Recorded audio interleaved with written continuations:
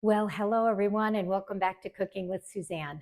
So today we're going to make chocolate truffles, dark chocolate truffles, and we're going to infuse it with a delicious amount of cognac. Okay, so the first thing we need is our chocolate. I love to use dark chocolate. However, you can use, if you're a bigger fan of milk chocolate, you certainly can use milk chocolate and maybe just change up a little bit of the flavor profile. I would say with milk chocolate, perhaps a little amaretto might taste really very, very nice with it. Okay, so this is the dark chocolate that I am using. This is Valrhona dark chocolate. And what we need to start with is there's not very many ingredients in making truffles. Okay, so a half a cup of heavy cream. And we want to bring this to a boil. And we're going to add a quarter of a cup of sugar. And let's just get that on the stove. And what you want to do is bring your cream to a boil and also melt the sugar. And in here is 4.5 ounces of bittersweet chocolate. And I'm just going to show you how I have broken this up into nice small pieces, okay? Once our cream has come to a boil, we will pour it over our chocolate and let it sit for about 1 minute to 2 minutes before we start stirring it. And then, of course, we're going to add, you can either add some Armagnac, some Cognac. At the restaurant, I often put Grand Marnier. Now, what we're making here is a chocolate ganache. We're going to take this ganache, we're going to saran it, and then refrigerate it for about 3 to 4 hours before we can actually scoop out and make truffles. So this has come to a boil, and our sugar has melted. So pour it over your chocolate and let this rest for about 1 minute before you start to incorporate the cream into the chocolate. And then we're not adding a lot, just a teaspoon. And of course, you don't have to put this in. It actually, you don't taste the liquor at all. All it does is enhance the chocolate that much more. So it's just perfect. And then to coat our truffles, once we have made them, I have 6 more ounces of bittersweet chocolate. And these little discs, I'm going to chop up just like I did here. And I find that a little cleaver like this, it's a thin bladed cleaver, is really nice and easy to chop chocolate with. So I have that ready. And also some white chocolate, which we will decorate the top with, a little drizzle of white chocolate. This is Lindt white chocolate. I think this one is pretty good. So I'm using this, just a couple of squares of white chocolate. We'll melt that also. That we can melt in the microwave. So let's put in our teaspoon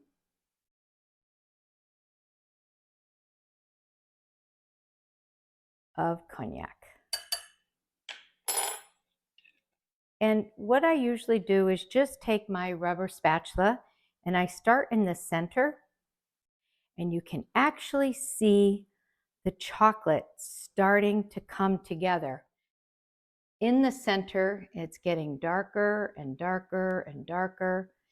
And the reason for doing this so that you don't actually use a whisk is you're not looking to incorporate any air into your ganache.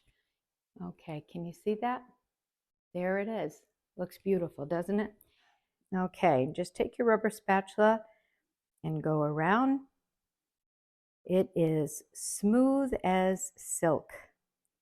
So now you can take this. I'm actually going to put the plastic right up against the ganache. This looks really good. Wow. That tastes delicious. Okay, a little bit of saran wrap here. We're just going to take it and set it directly inside. And then what I'll do is I will take another piece of saran and completely cover the outside of my bowl. Okay, this is going in the fridge to set up. So these are our chocolate discs here, and there's 6 ounces here, which is what approximately you should need to be able to coat them with. Another little tool that is really nice for making truffles, and I think they're relatively easy to find, is just something with a little bit of a long prong. You can even use a fork. I mean, a fork works just as well. I'll just show you these couple of little tools, which is for making, truffle making. So here's a couple of tools that I have. I have this one, I have this one. And it just makes it easy once you put the truffle into your melted chocolate to pull it out. A fork works just as well. So I just want to show you if you happen to have one of these, it just makes it very easy to chop the chocolate. It goes really, really quick.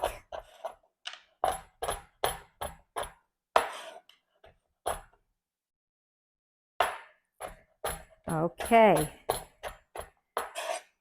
that was quick. Also, this chocolate you can microwave as well. You don't even need to put this over simmering water.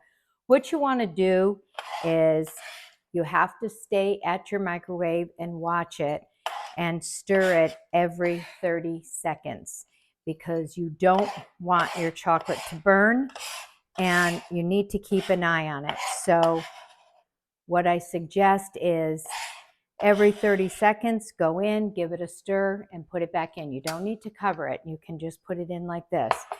And once it's close, if there's some little pieces of chocolate still there, that's okay. Pull it out, take a rubber spatula and stir it until it's nice and smooth. And then this will be ready for our truffles.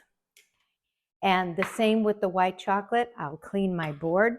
I will chop up the white chocolate. And with the white chocolate, what we're going to need is you can use a piping bag, but you can also just use a simple little Ziploc bag like so. We will pour the white chocolate into the bag, get all the air out, and then just snip one little corner right here. And we will use that to decorate our truffles with. Now comes the fun part. We get to actually make the truffles. Our ganache is nice and firm. It's chilled. It's perfect, ready to actually roll. Okay, so just take your little scooper. As I said, this one is about 2 teaspoons. So if you don't have one of these, you can certainly scoop with a teaspoon into your hand and you can roll them. It's a little messier, but it certainly works just as well as this. So all you want to do is just go in. It's nice and firm. And then put them on a little plate or a sheet pan. And I have this lined with a little bit of parchment paper. And you just use your other finger just to guide it out because it does tend to want to stick a little bit, but they're not hard to make at all. So you just go in with your finger and just pop them out. Then what you want to do after you've made them all is you want to put them covered back in the refrigerator to really chill up. So this is actually, I ended up getting about 18 out of this because I already prepared some so they'd be nice and chilled and ready for us. So what's really nice also is that your tray now is nice and cold. So it'll help keep your ganache chilled. So here is I have 10 of them here. So we ended up with about 18. And we have our melted chocolate. So I did put it over a water bath. And I have it right here. And you have to always make sure that your dish is not actually touching the water. You want to make sure that it is above the water. And you don't want any of the steam, the water, to come over into your chocolate. That's very important. So you can do this in the microwave. I would check it every 30 seconds as it starts to melt, maybe even every 15 seconds. I did do the white chocolate in the microwave, and this only took about 45 seconds. There's only about 1.5 ounces here of white chocolate. And this is my little Ziploc bag. So I'm just going to pour my white chocolate into our bag. Then we can close it up. You want to get it just into one of the corners. So here is our chocolate. Let me just come up so you can really see it. Okay, so here's our chocolate. This is just a Ziploc bag, and then you just twist it, and when we're ready to use it, we'll just cut the tip. If your chocolate starts to harden or set up, just put it back on the stove or just microwave it for a few seconds. So here we go. Just roll your truffle into the chocolate like so. And the chocolate has to be nice and loose. If for any reason it's not, okay? And you want to make sure you don't have too much chocolate. If it's super thick, it's going to coat it a lot. And you probably don't want that. So if your chocolate is really thick, you can actually purchase melting crystals, which helps to thin out your chocolate. This is your melting crystals. New York Cake and Bake in New York City, they have an online store. You can get the melting crystals there. You can even use just a little bit of Crisco if you wanted to thin out your chocolate. This chocolate is perfect, so it doesn't need anything like that. But just to let you know, you may want to do that because otherwise you end up with too much chocolate on your truffle. So let's go ahead and dip a few more, and then we'll decorate it with a little bit of the white chocolate. Okay, hopefully that's tiny enough. Let's see. All you want to do is just line up your truffles, okay? Line them up, and then just run a line of white chocolate over the top, and then come back and over the top. Now let me come over and show you. So just take your white chocolate and just make a line, and then go back, make another line. If you want to do 3, you can do 3 lines, and that's it. And then you have perfect, beautiful truffles. This one looks like it could use another line. And that's all there is to it. Okay, now if you did want to roll these in coconut or nuts, you'd have to do it while the chocolate is still soft like this. You would immediately roll them now into either nuts or coconut or cocoa powder. If you like to do that, you can put them in the traditional way, which is rolling them in cocoa powder.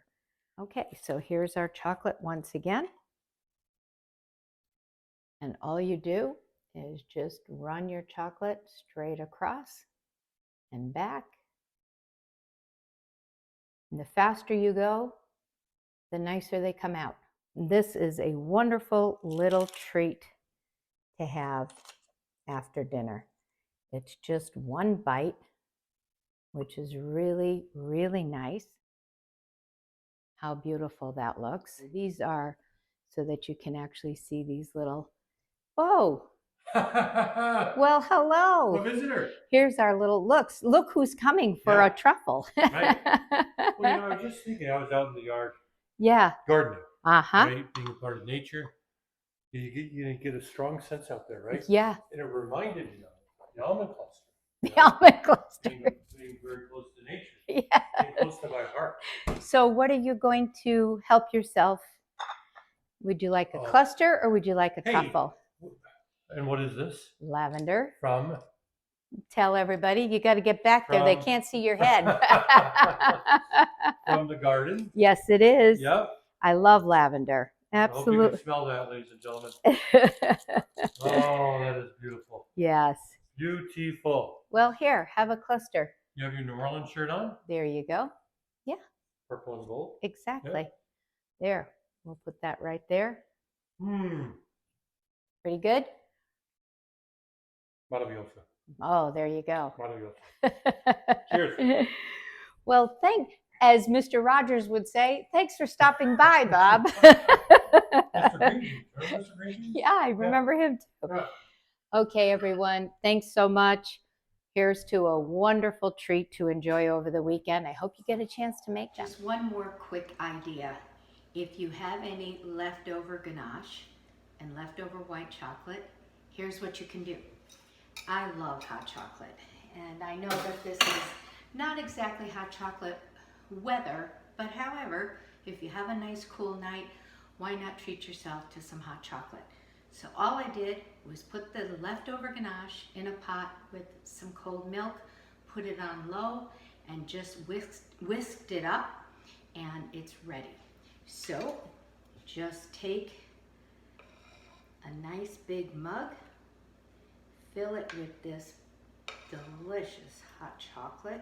Ooh, this is really going to be a treat. I'm looking forward to this.